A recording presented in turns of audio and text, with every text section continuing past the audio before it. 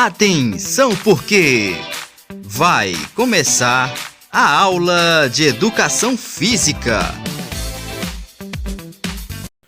Olá pessoal, bem-vindos a mais uma aula desta quarta unidade. Na aula de hoje, vamos trabalhar a ginástica de aptidão física, capacidades físicas, práticas e fundamentos, certo?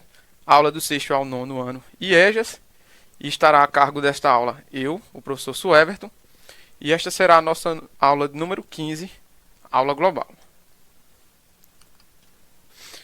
O conteúdo de hoje, pessoal, será a ginástica de aptidão física, como eu falei no primeiro slide. Vamos para o próximo. Ginástica de aptidão física. Definição.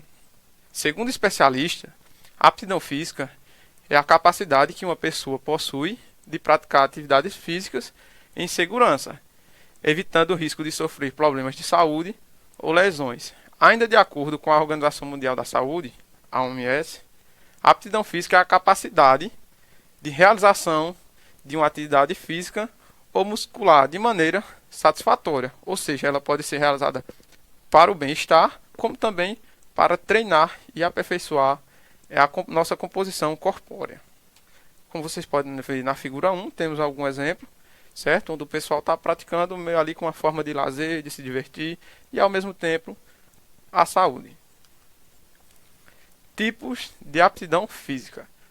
Bom, pessoal, quando a gente vai falar nessa questão relacionada à saúde ou à performance, a gente tem que se atentar que os fundamentos são parecidos, mas cada uma vai ter sua finalidade. Vamos começar pela aptidão física relacionada à saúde.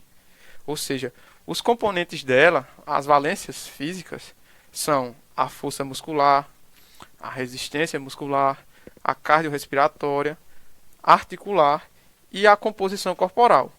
No próximo slide, a gente vai ver cada um, o que é certo? Esse fundamento ou valência física da aptidão física relacionada à saúde. Já na aptidão física relacionada à performance, ou seja, é aquela que eu não estou satisfeito só com a saúde, eu quero melhorar mais minha performance, ou seja, mais para aquele pessoal que é voltado como atleta mesmo, certo? Ela tem as seguintes valências físicas ou fundamentos: o equilíbrio, a coordenação, a agilidade, a velocidade e potência.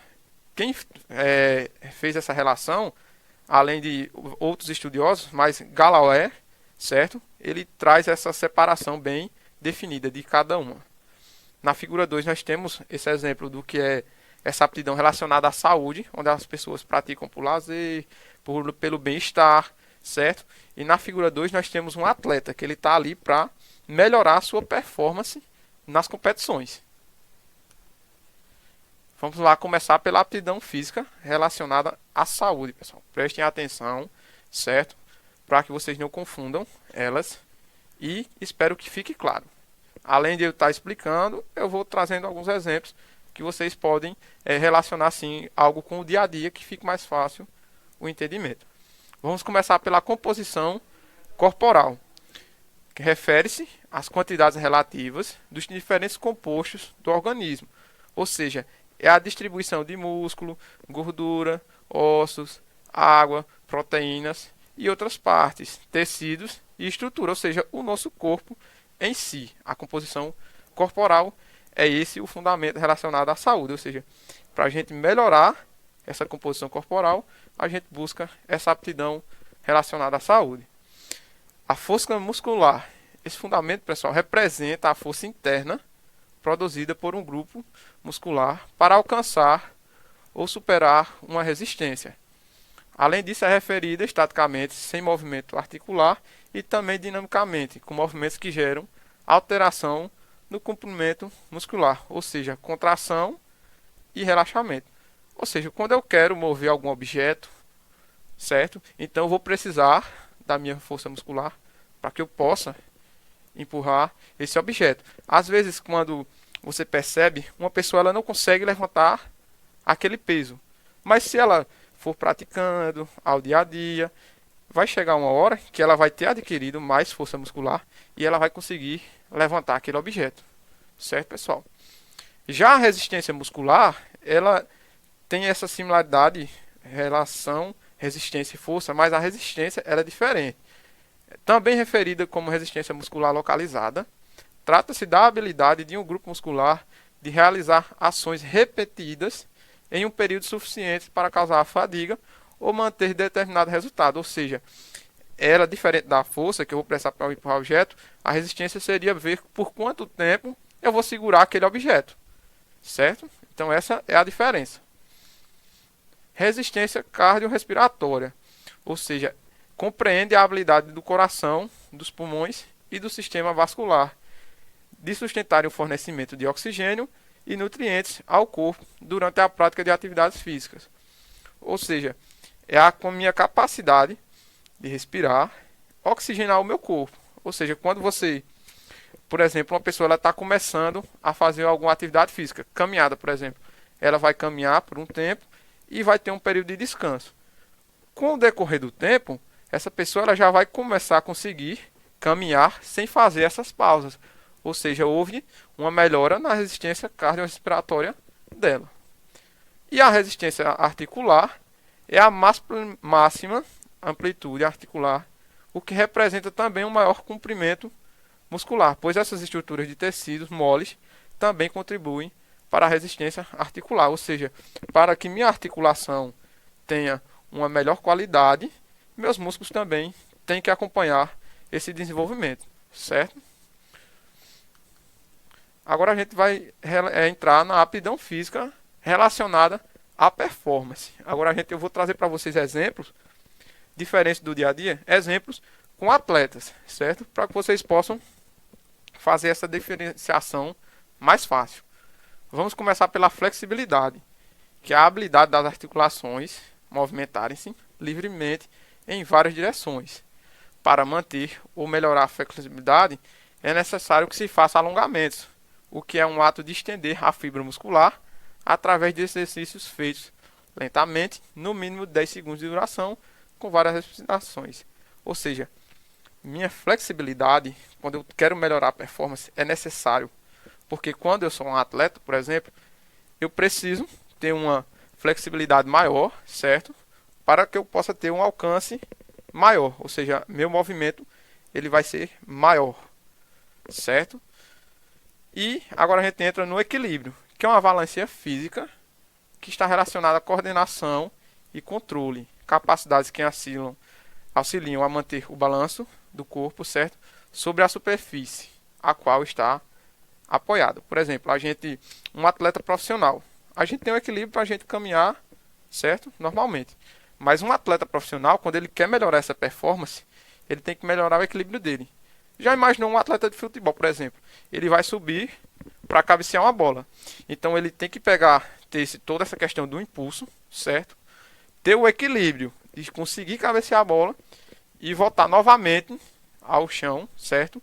Sem com que ele caia para trás ou de lado, certo? Ou seja, o equilíbrio dele está tão melhorado que ele sobe e quando ele volta, às vezes ele posa quase no mesmo lugar. Ou ele para em outro local, só que ele não dá aquela desequilibrada, assim, por exemplo. Uma pessoa que não tem essa condição. Ele vai chegar lá e parece até um robô mesmo. Ele fica, certo, naquela posição. Ou seja, ele tem que melhorar essa performance. E em seguida nós temos a velocidade, que é uma capacidade física que tem como conceito executar um movimento ou uma série de movimentos em um menor tempo possível. Essa capacidade ela também pode ser dividida em outras categorias, como velocidade de reação, locomoção e velocidade de membros. Ou seja, de reação, certo? Não confunda com agilidade. É aquela menor velocidade que eu tenho de executar um movimento, por exemplo, seria a de reação. A de locomoção é aquela mesmo que vocês estão pensando, de correr mesmo, certo? E a velocidade de membros seria quanto eu consigo executar mais rápido, certo? Um movimento com um membro. E agora a gente vai entrar na agilidade. A agilidade é caracterizada pela capacidade, olha aí que eu estou dizendo a vocês, de direção e sentido do movimento em alta velocidade. Ou seja, dentro da velocidade, eu vou ter que ter a minha agilidade de mudar de direção ao mesmo, certo? Ou seja, um atleta, ele precisa ter essa valência física melhorada. Ou seja, durante ali, por exemplo, um atleta de futebol, ele vai ter o drible, certo? A finta. E aí, ele vai ter que se deslocar do adversário rapidamente. Ou seja, ele tem que ter essa agilidade, certo? Para superar aquele obstáculo. Ou seja, é uma capacidade que o indivíduo tem de acelerar e desacelerar o corpo. Com isso, trocar de direção e sentido de movimento dentro do seu eixo rotatório na maior velocidade possível. Certo, pessoal? Eu espero que tenha ficado claro. Se não, vocês comentam, certo? Aí no YouTube e a gente vai e responde as dúvidas de vocês. Potência. Essa é uma valência muito importante. Onde, segundo Zatsiriovski, eu acho que é esse nome, pessoal. A potência é a força dividida pela unidade de tempo. Portanto, percebe-se que a potência está relacionada ao conceito da velocidade. Ou seja, para eu conseguir realizar uma velocidade maior, eu preciso também colocar uma potência, ou seja, uma força maior para executar aquele movimento. Ou seja, a potência seria essa combinação de velocidade e força. E aí eu teria minha potência, certo? E mais importante, ou seja, é a coordenação motora, que a gente vai ter esse todo um agregado, que é a capacidade de usar de forma eficiente a musculatura esquelética, resultando em uma ação global, eficiente, certo?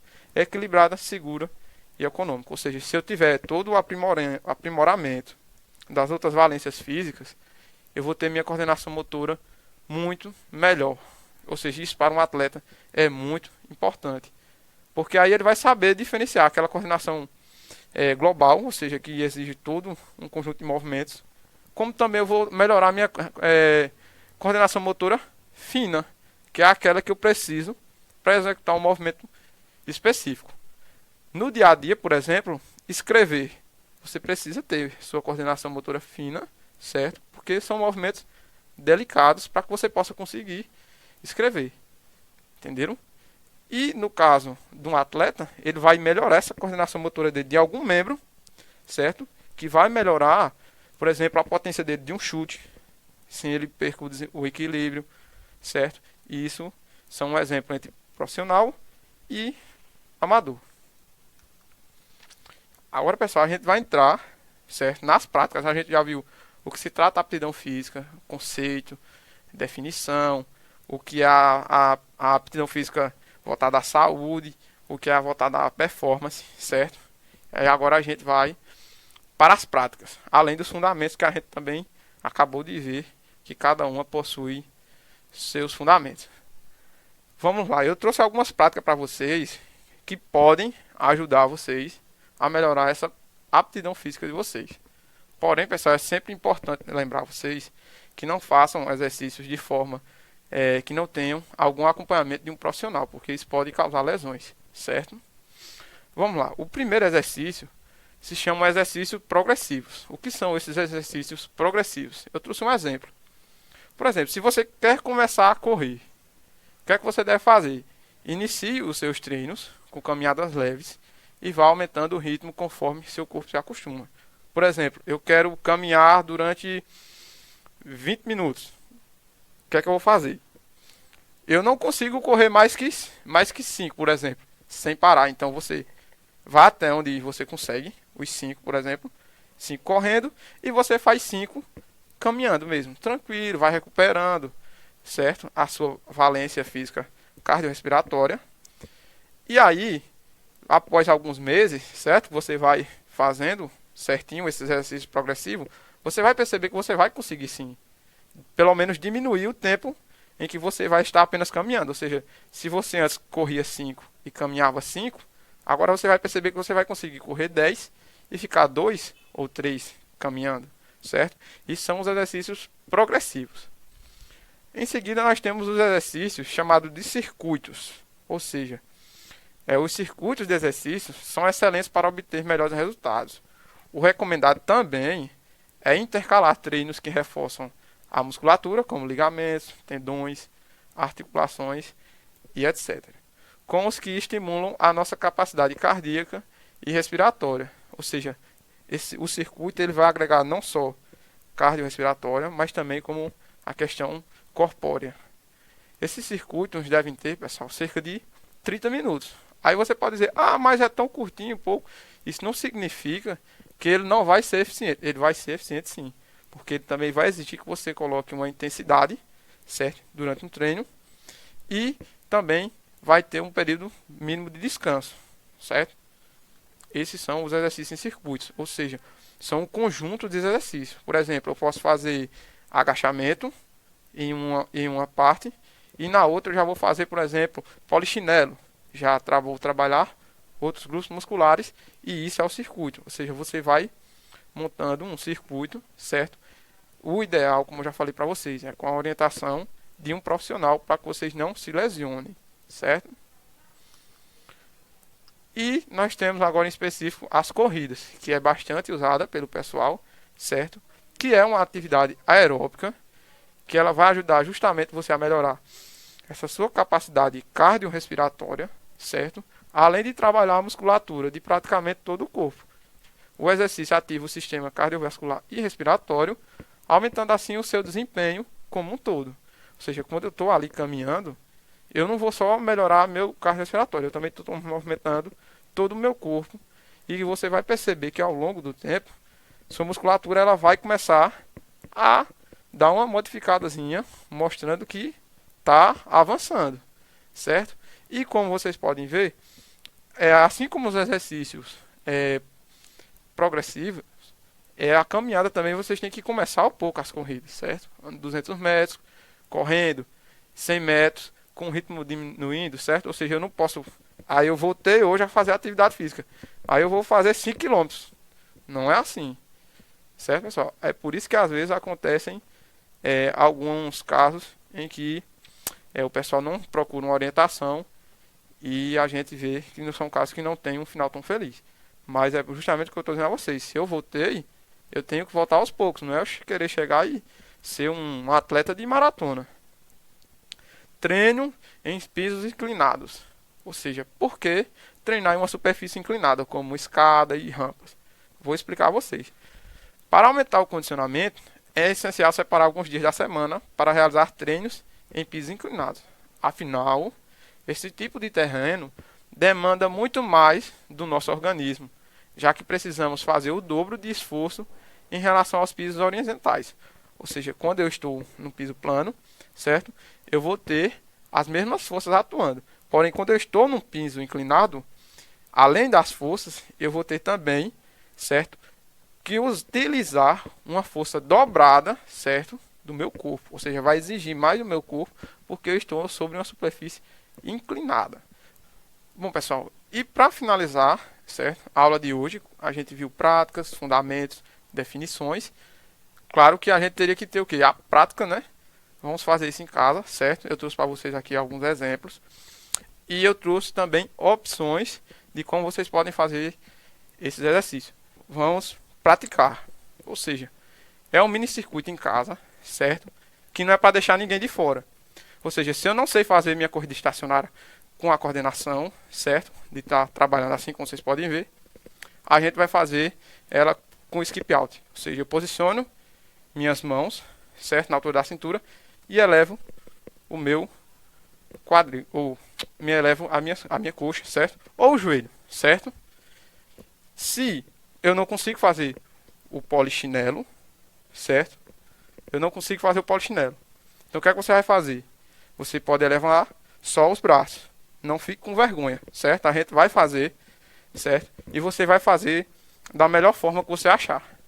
Eu vou começar aqui para vocês o exemplo da corrida estacionária com skip, que eu acredito que é o que vocês mais vão conseguir fazer, certo? Vamos lá para a primeira rodada, 10 repetições. 1, 2, 3, 4, 5, 6, 7, 8, 9, 10. Foi. Agora o que a gente vai fazer? Os alongamentos. Ou seja, eu pego meu braço por trás da nuca, membros superiores. Aí eu inverto. Puxo o próximo. Trocou. Quadril. A gente vai lá. Aqui à frente. Inverte. 3 ou 4 segundos para não demorar muito. E eu acredito que vocês conseguem fazer, certo?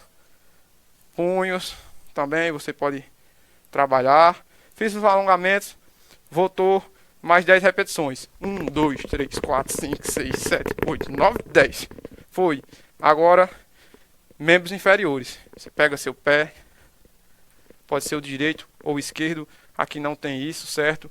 Se errar, não tem problema. É só inverter o pé. Inverte.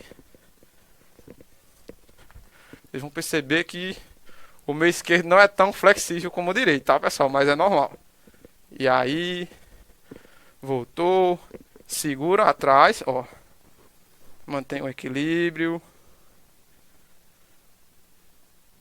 Voltou, trocou na verdade. E segura. E solta. Fez isso, não sentiu nada. Tudo tranquilo, vamos continuar para o próximo. Mais 10 repetições.